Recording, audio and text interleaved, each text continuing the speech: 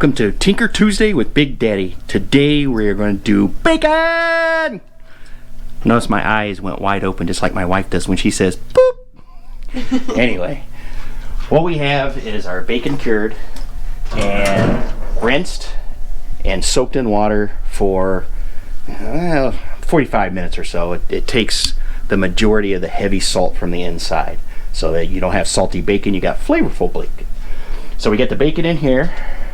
And what we're going to do is we're going to cold smoke this for 4 hours. And what I have here is a smoke generator that I made. Now it was a brand new paint can from Lowe's. I put a pipe flange on top with the hole in it. Made a little T with the 1/2-inch fittings. Went into the side of my unit. I got 2 holes on the bottom. I also have a tin can screwed right in the center with a bunch of holes drilled into it to act like a baffle so that the air can get through the chips. I found the first time I did it, when I put the chips in there, the air wasn't flowing.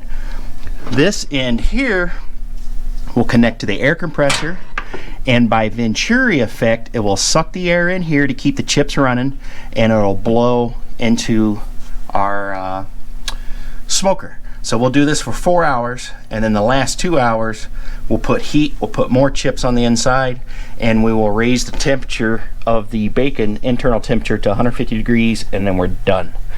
So right now I'll show you how we do this.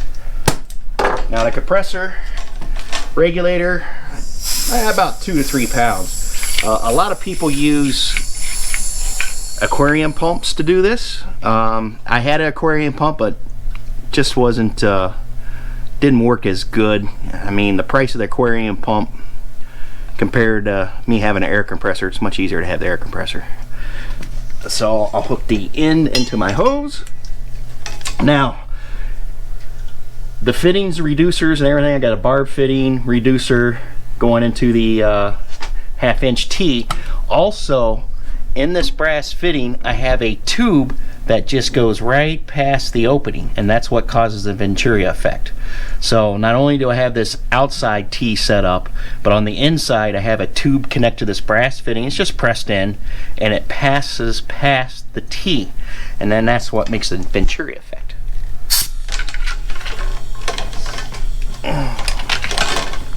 And then we'll light the chips.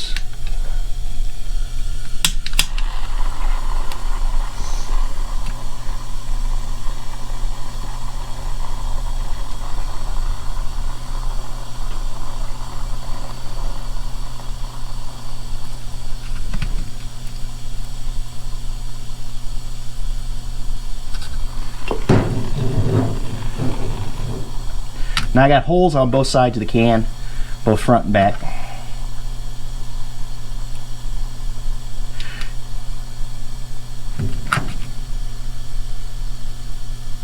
And these are just dry chips. When I cold smoke, I just use dry chips on this. It seems to work the best versus wet. Now when we go to heat, put the heat on, then I'll use wet chips. But as far as the chips in the cold smoker, they are dry, just right out of the bag. And you can see it's already smoking.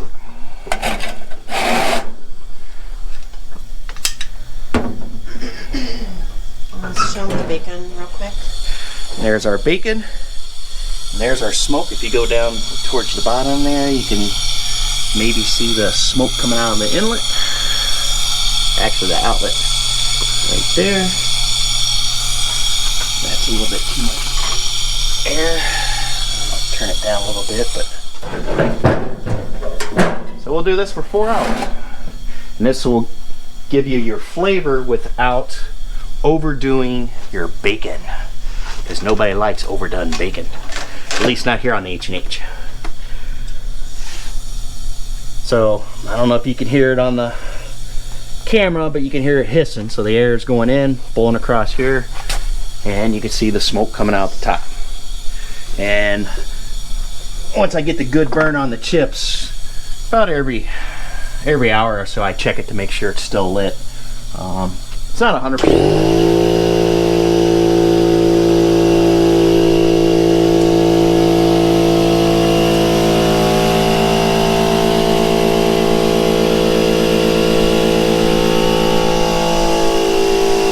So thanks for watching.